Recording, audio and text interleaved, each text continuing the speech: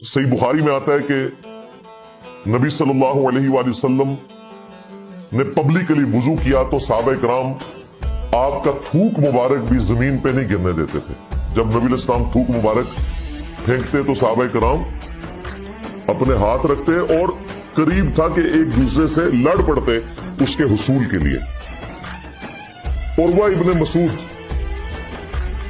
ये मंजर देख रहा था और कनखियों से देख रहा था, सीधे नहीं ऐसे करके, क्योंकि जाहिर है कि वो एक थोड़ी अपने अंदर एक तकब्बुर वाली बात भी होती है।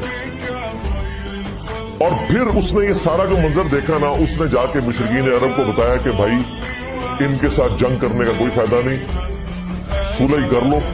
क्योंकि मैं, अब ये अल्फाज जरा उर्वा इब्न मसूद के सुने, वो कहते हैं कि मैं दुनिया के सारे बड़े बड़े बादशाहों के दरबार में गया हूं, मैं कैसर के दरबार में भी गया, रोमन अंपायर का हेड, मैं किसरा के दरबार में भी गया, पर्शियन अंपायर का हेड, दोनों सुपर पावर्स, मैं नजाशी के दरबार में भी गया, लेकिन मैंने किसी भी दरबार में दरबारियों को अपने बादशाह की वो रिस्पेक्ट करते हुए नहीं देखा जो रसूलुल्लाह के साथी उनकी रिस्पेक्ट करते हैं सल्लल्लाहु अलैहि वसल्लम।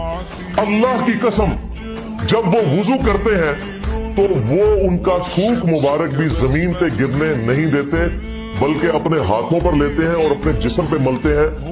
वुजू का पानी नीचे जमीन पर गिरने नहीं देते, अपने हाथों पर लेते हैं और अपने जिस्म पे मलते हैं, और अगर किसी को ना मिले तो वो दूसरे से उसकी तरावट लेके अपने जिस्म के ऊपर मलता है। और अल्लाह की कसम, जब वो कोई हुक्म देते हैं तो वो फौरन आप सल्लल्लाहु अलैहि वसल्लम के हुक्म को बजा लाते हैं।